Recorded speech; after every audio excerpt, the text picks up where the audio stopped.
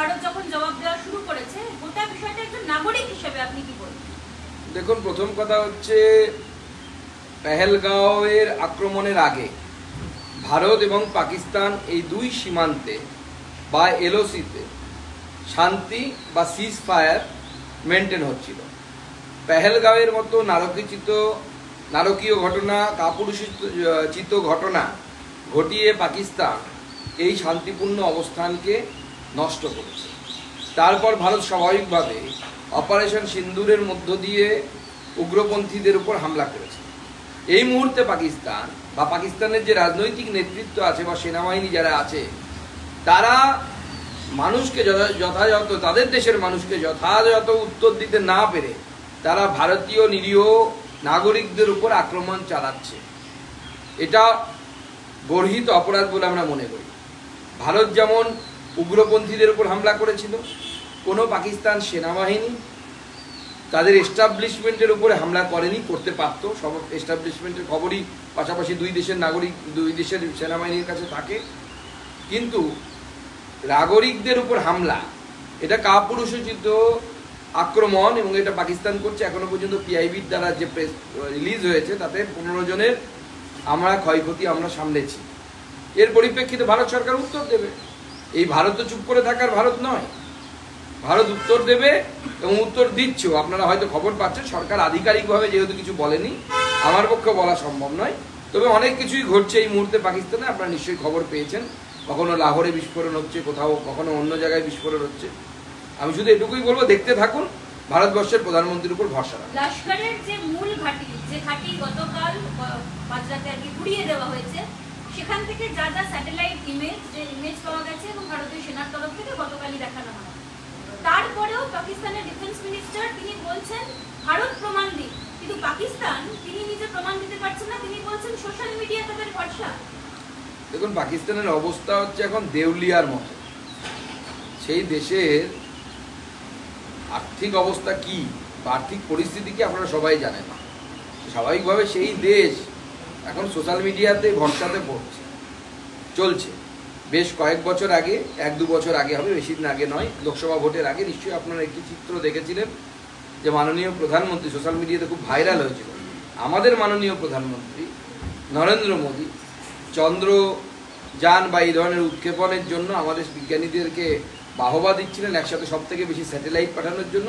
আর উল্টো দিকে তাদের প্রধানমন্ত্রী শাহবাজ শরীফ আটার লাইনে দাঁড়িয়ে মানুষ আটা পাচ্ছে কিনা সেইটা ঠিকমতো দেখভাল করছিলেন।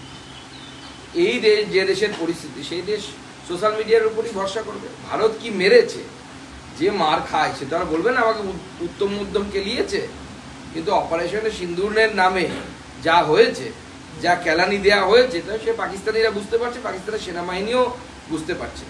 অনেকে বলছে সবে তো সিঁদুর দান হয়েছে, এরপরে আরো অনেক কিছু বাকি, বিয়ে বাড়ি বাকি, বাসি বিয়ে বাকি, বৌভাত বাকি। অপেক্ষা করুন, দেখা যাক কি হয়। এই সিচুয়েশনে বাংলাদেশ মাঝে মধ্যে ফোসফাস করার চেষ্টা করছে যে বাংলাদেশকে এতদিন ভারত না থাকলে যে দেশ থাকতোই না, সেখানে পশ্চিমবঙ্গ এবং বাংলাদেশের সীমান্ত সুরক্ষা সেটা কতটা ইম্পর্টেন্ট এবং কতটা তৈরি। ছোটবেলায় আমরা খেলতাম লুকোচুরি, আপনারা নিশ্চয়ই খেলেছেন। ইংরেজিতে বলা হয় হাইড অ্যান্ড সিক। তো তাতে যারা ছোট থাকতো তাদেরকে আমরা দুধ ভাত বলতাম, দেখা গেলেও তাদেরকে আউট ধরা হতো। দুধ ভাত নিয়ে কথা না বলাই ভালো। এক্ষেত্রে পাকিস্তানের সংসদে দাঁড়িয়ে সে দেশের সাংসদ সতর্ক করলেন যে ভারতের সঙ্গে যুদ্ধ বাঁধলে ভয়ঙ্কর পরিণতি হবে, চরম আশঙ্কা প্রকাশ করে সংসদে দাঁড়িয়ে পাক সরকারকে সতর্ক করলেন সে দেশের সাংসদ।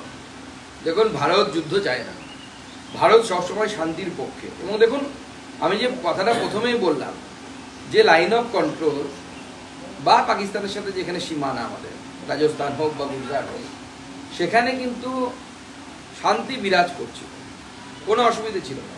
কিন্তু দুর্ভাগ্যের বিষয়, যেভাবে পেহেলগাঁওয়ে যে ধরনের আক্রমণ হলো, বর্বরোচিত আক্রমণ, এবং তারপরে ধর্ম দেখে দেখে গুলি করে মারা হলো, তারপরে ভারত রিটালিয়েট করবেই, এটাই স্বাভাবিক। এবং ভারত উগ্রপন্থী যারা এই ধরনের ঘটনা ঘটিয়েছে তাদেরকেই আক্রমণ করেছে। অতএব ভারত যুদ্ধ চায় না, বারবার প্রমাণ হচ্ছে। ভারত গিয়ে পাকিস্তানের কোনো সেনা ক্যান্টনমেন্টের উপরেও মিসাইলটা মারতে পারত, কিন্তু ভারত কিন্তু মারেনি। মেরেছে এই মার্কাজ, সুবহানাল্লাহ মার্কাজ, আরও যে সমস্ত জায়গায় যেখানে এই উগ্রপন্থী কার্যকলাপ হয়, যেখান থেকে ডেভিড হেডলি থেকে শুরু করে 26/11 হামলাকারী আজমাল কাসাব থেকে শুরু করে যাদের প্রশিক্ষণ হয়েছিল, সেই সমস্ত উগ্রপন্থী ট্রেনিং ক্যাম্পের উপরেই ভারতবর্ষ হামলা করেছে, অন্য কোথাও হামলা করেনি। আরো আছে পুরীতে সেটা হচ্ছে 24 ঘন্টার জন্য ব্ল্যাকআউটের নির্দেশিকা দিয়ে দিয়েছে কেন্দ্র। 24 ঘন্টা এখন হাই অ্যালার্ট এবং কনস্ট্যান্ট ফায়ারিং চলছিল। পুরীতে 24 ঘন্টা ব্ল্যাকআউট থাকবে। দেখুন, সীমান্তে যদি পাকিস্তানের তরফ থেকে কোনো ধরনের উত্তেজনা তৈরি সৃষ্টির চেষ্টা হয়, ভারত তার যথাযথ উত্তর দেবে। গতকালের রাতে 15টি জায়গায় ভারতবর্ষকে টার্গেট করা হয়েছিল। শোনা যাচ্ছে নাকি S-400 দিয়ে সেগুলোকে পুরো নিউট্রালাইজ করা হয়েছে। তো এরকম করা হবে, চিন্তার কিচ্ছু নেই। আপনারা ভরসা রাখুন, ভারতবর্ষের প্রধানমন্ত্রী নরেন্দ্র মোদীর উপর ভরসা রাখুন। এর আগেও পাকিস্তানের সাথে আমরা বিভিন্ন যুদ্ধে আমরা জিতেছি, তৎকালীন প্রধানমন্ত্রীরা নেতৃত্ব দিয়েছেন। এখন তো ভারত অনেক বড়, আরও বেশি শক্তিশালী, ভারতবর্ষের অর্থনীতি অনেক বেশি রোবাস্ট। তো স্বাভাবিকভাবে ভারতবর্ষের সেনাবাহিনীর উপর ভরসা রাখুন। মাননীয় প্রধানমন্ত্রী আবার বায়ুসেনাকে ফ্রি হ্যান্ড দিয়েছেন। ভারতবর্ষের সেনাবাহিনী, বায়ুসেনা তারা লড়তে জানে।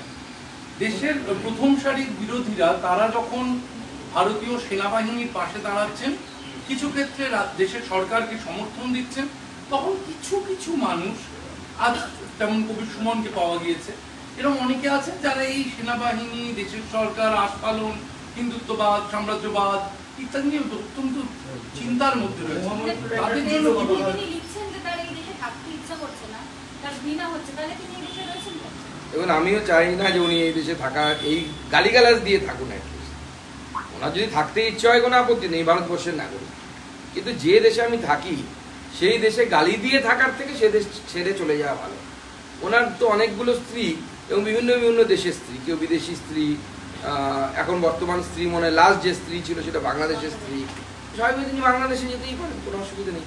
ওখানে যান, ওখানে গিয়ে উনি 5 ওয়াক্ত নামাজ পড়বেন, রোজা জাকাত করবেন, ভালো থাকবেন। ওখানে ইসলামের শাসন প্রতিষ্ঠা হয়েছেন। ওনার যে মনোবাসনা সেটা পশ্চিমবঙ্গে বা ভারতবর্ষে তো হবে না।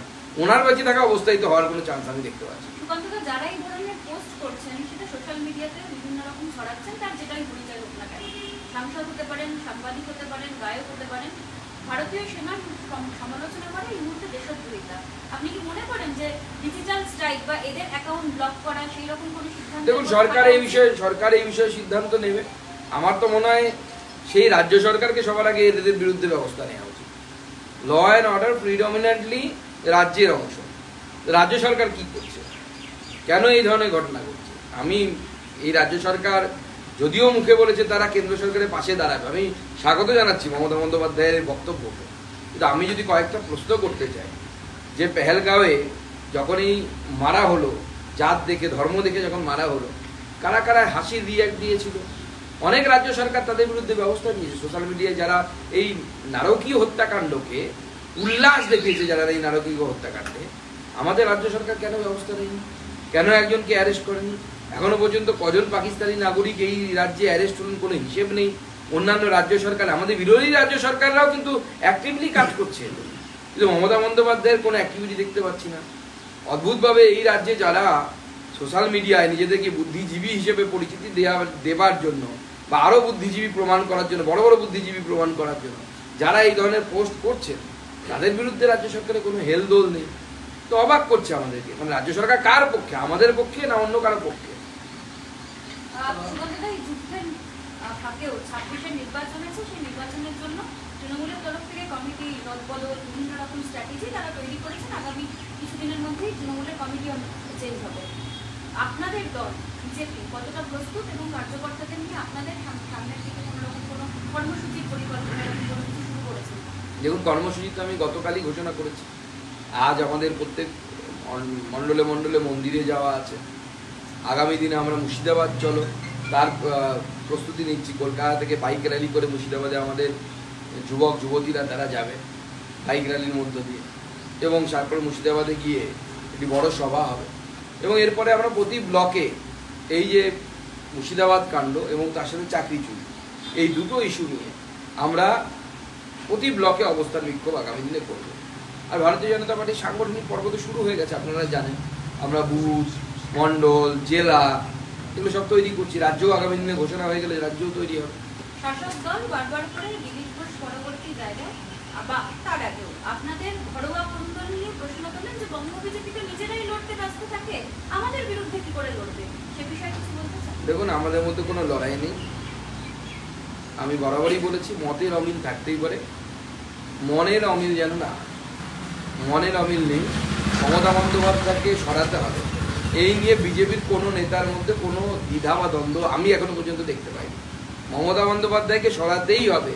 মমতা বন্দ্যোপাধ্যায়কে না সরালে পশ্চিমবঙ্গে আগামী 50 বছর পর হিন্দুরা এখানে অস্তিত্ব থাকবে না, হিন্দুরা বাস করতে পারবে না। এ বিষয়ে আমার মনে হয় মমতা বন্দ্যোপাধ্যায়ের বাড়িতেও সন্দেহ নেই, আমাদের বাড়ি তো ছেড়ে দিই। মমতা বন্দ্যোপাধ্যায়ের বাড়ির লোকেরাও মানে যে যদি আমরা মমতা বন্দ্যোপাধ্যায়কে না সরাই আগামী দিনে তাদের বাড়ির লোকেরাও পশ্চিমবঙ্গে থাকতে হবে। সার্বিকভাবে রাজ্যের যে পরিস্থিতি এবং দেশের যে পরিস্থিতি, এই যে যুদ্ধকালীন পরিস্থিতি, ভারতীয় রাজনীতিতে বা বঙ্গীয় রাজনীতিতে এর কি প্রভাব আসতে চলেছে? কারণ সামনে 1 বছর পর আপনার বিধানসভা ভোট, 1 বছর হাতে নেই। দেখুন, এত তাড়াতাড়ি প্রভাব আঁকার চেষ্টা করা বা গোনার চেষ্টা করা আমার মনে হয় সঠিক বুদ্ধিমানের কাজ হবে না।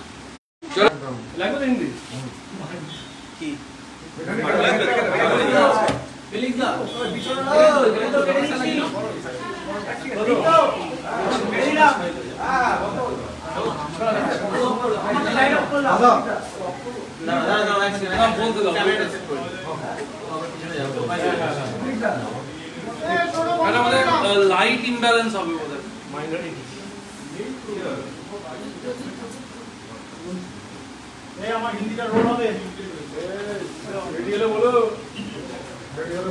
অ্যাকচুয়ালি কোন লেভেলে যুদ্ধ হচ্ছে তোমার